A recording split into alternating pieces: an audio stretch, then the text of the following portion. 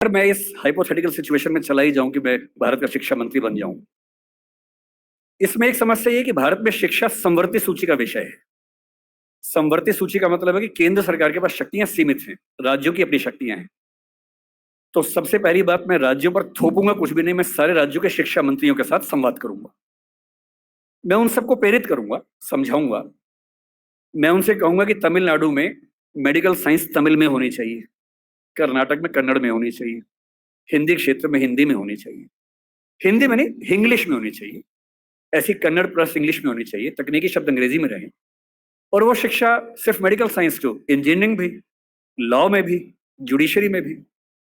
मैं ये भी चाहूंगा कि भारत के हर एग्जाम में, केंद्र के हर एग्जाम में अंग्रेजी और हिंदी का समान महत्व होना चाहिए। और राज्य स्तरीय हर परीक्षा में उस राज्य की राजभाषाओं का सम्मान होना चाहिए। महाराष्ट्र पीसीएस में मराठी की भूमिका अंग्रेजी से कई गुना ज्यादा होनी ही चाहिए, क्योंकि वहां के एसडीएम को, डीएसपी को मराठी लोगों से बातचीत करनी है। और यदि किसी राज्य में 2-3 राजभाषाएं हैं, तो वहां की परीक्षा में उन दोनों तीनों राजभाषाओं की परीक्षा होनी चाहिए, ताकि वो व्यक्ति सेवाओं में आए जो उन भाषाओं को बोल सकता है। कुछ ऐसे प्रयास। और तीसरी बात, अभी हमें शिक्षा पर बजट हम बहुत कंजूसी से खर्च करते हैं। हमारा ज्यादा बजट सेना पे खर्च होता है और चीजों पे होता है। मजबूरी वो भी है, सेना को हम नहीं छोड़ सकते, क्योंकि सुरक्षित होंगे तो पढ़ेंगे। अगर युद्ध हो गया, किताब फेंक के तो मारेंगे नहीं, तो हमें ये हथियार चाहिए ही चाहिए। युद्ध तो करना ही पड़ सकता है। पर मैं चाहूंगा कि शिक्षा पर हमारा खर्च बढ़े। एक ऐसी भाई, हिंदी में समस्या क्या होती है, और ये हिंदी के साथ बाकी भारतीय भाषाओं में, आपको हर विषय में अच्छे अध्यापक ही नहीं मिलते हैं। अच्छे अध्यापक क्यों नहीं मिलते हैं? क्योंकि अच्छे कॉलेज ही नहीं है। अच्छे कॉलेज क्यों नहीं है? क्योंकि अच्छे शिक्षक पहले बने ही नहीं थे। अच्छे शिक्षक क्यों नहीं बने थे? क्योंकि उनको पता था कि नौकरी मिलेगी नहीं। अगर नौकरी इंग्लिश में ही मिलेगी तो लोग इंग्लिश मीडियम में ही पढ़ेंगे। इस बच्चे ने अभी भी कहा कि मैं अंग्रेजी माध्यम में, मुझे हिंदी ज्यादा समझ में आती है। पर ये अंग्रेजी माध्यम में क्यों है? क्योंकि नौकरी का संकट है। एक मजबूरी है कि नौकरी इंग्लिश में मिलेगी।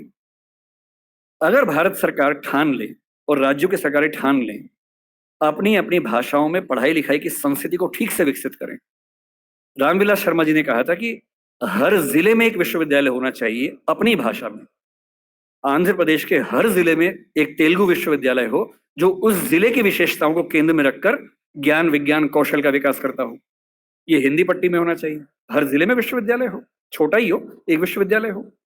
उस जिले में खेती कैसे अच्छी हो सकती है, उस जिले में उद्योग कैसे पनपेगा, स्टार्टअप कैसे होगा, उस पर रिसर्च वहां पर हो, वहां की भाषा में हो, वहां के किसान को समझ में आती हो। और देखिए, अनुवाद की दुनिया बड़ी समृद्ध हो चुकी है। आज से 4 साल पहले गूगल ट्रांसलेट करने पे हंसी आती थी। आज क्रिएटिव ट्रांसलेशन छोड़ दीजिए, तथ्यों का अनुवाद मैं तो अक्सर लगभग रोज इस्तेमाल करता हूं। हम जिस संस्था में काम करते हैं दृष्टि में, हमारी राजभाषा हिंदी भी है, अंग्रेजी भी है।